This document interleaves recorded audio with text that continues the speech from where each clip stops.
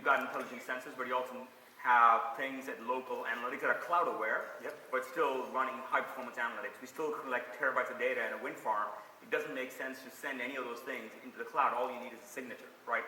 Just like your iPhone can do facial recognition right down on the phone versus do it in the cloud. You can argue cloud versus doing it on the device, but both has merits, and that's why you need an architecture in this world that's kind of... Yeah, but we talk about cloud all the time, but we have a lot of industrial customers who would prefer to have everything on their own servers. Yep. For security reasons, because they have a predictive maintenance application where it has nothing to do with the outside world. So there's also something in that area which is quite complex for customers to do their own analytics, having the right software tools, and they do not want to share their data. So not everything will be on the cloud. Well, and I think that's a really important point, is what is the things that I need to put into the cloud? Because what our customers are saying is, okay, if you're going to take my data and put it in the cloud, where's it going? How do I know it? All this security concerns.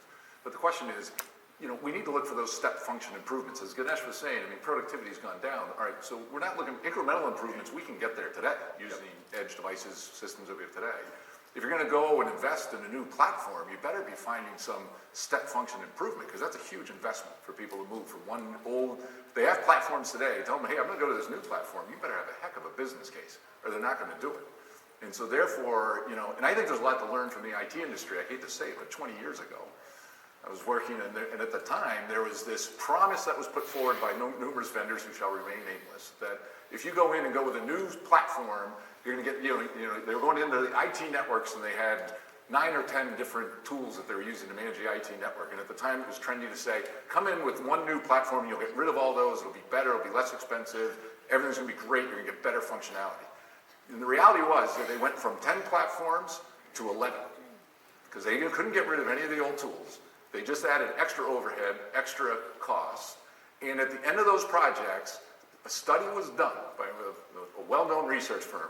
90% of those failed.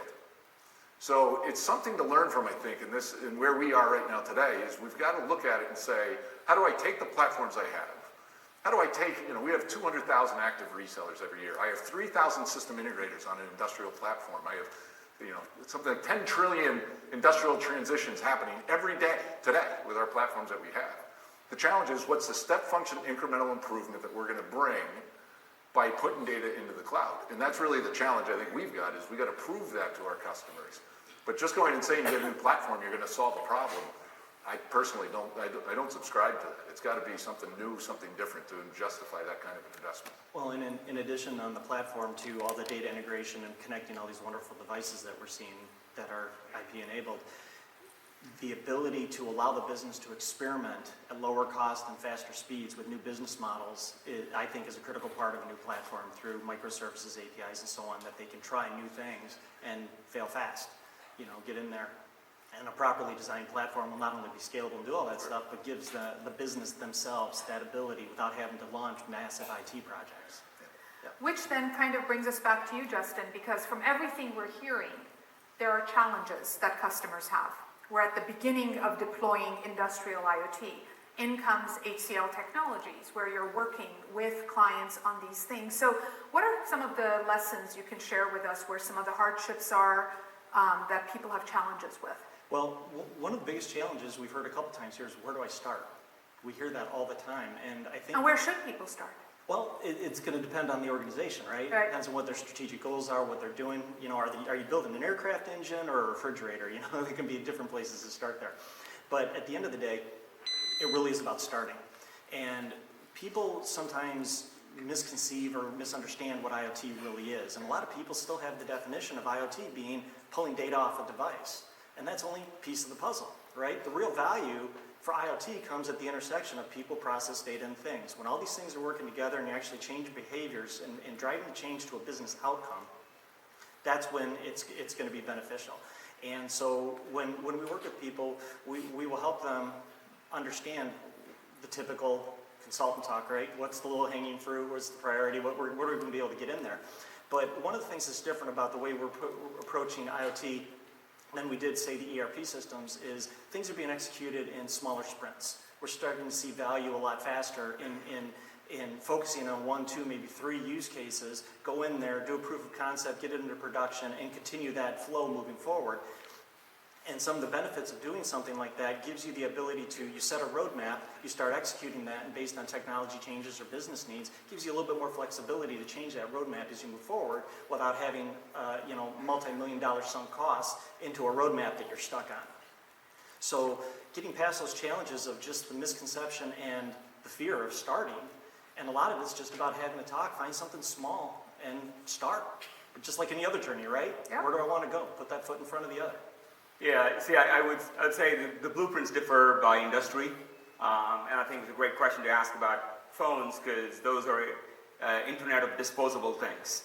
In the asset-intensive, heavy industries that we're in, the value is actually pretty huge.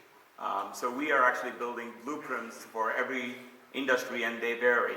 And I'll use energy or power, which we're in the industry, which Schneider is also in the industry. Just by deploying IoT or digital technologies, and I'll come back to the difference. When people say, the starting point could be, hey, I want to just monetize my data or get more productivity out of my data. Sometimes it's about, hey, I've got things that has a lot of digital exhaust that I want to connect, and that journey starts as an IoT journey. And then there are journeys that start saying, you know what, I've been in a physical world. We built the grid in the 20th century for a different world. That was the foundation of our 20th century economy. Then in the 90s, we built a new network that we call the internet, which is the foundation of our digital economy. Now those two things are coming together, which is going to lead to a whole new set of economy where it's going to be about smart cities and intelligent societies into the future. And so, just here, right, if you change all the bulbs in here to LED bulbs, that changes the energy footprint of this building and how a power and utility has to react. So there are lots of power and utility companies that are trying to imagine a world where, hey, our consumers are becoming producers of electricity. Rooftop solar, put a battery storage in a car, and you change the nature of what was once a linear business model into a network business model. So in that kind of an environment, there's about a $1.3 trillion of value by deploying IoT or digital technologies. And by value, to be clear, you mean savings. Not just savings, net new value to be created.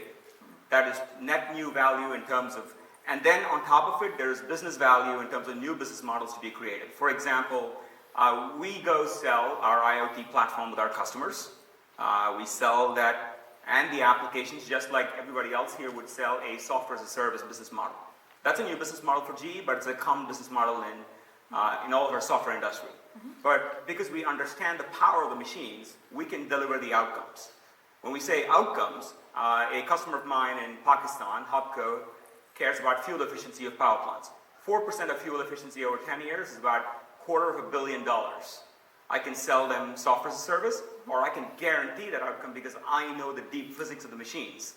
And I can actually guarantee that outcome and lean forward with my software platform and build a new business model that we call outcome as a service. So there are new business models to be created in that industry. So this is very important. So this is really a question for the panel. Industrial IoT started because very expensive thing manufacturers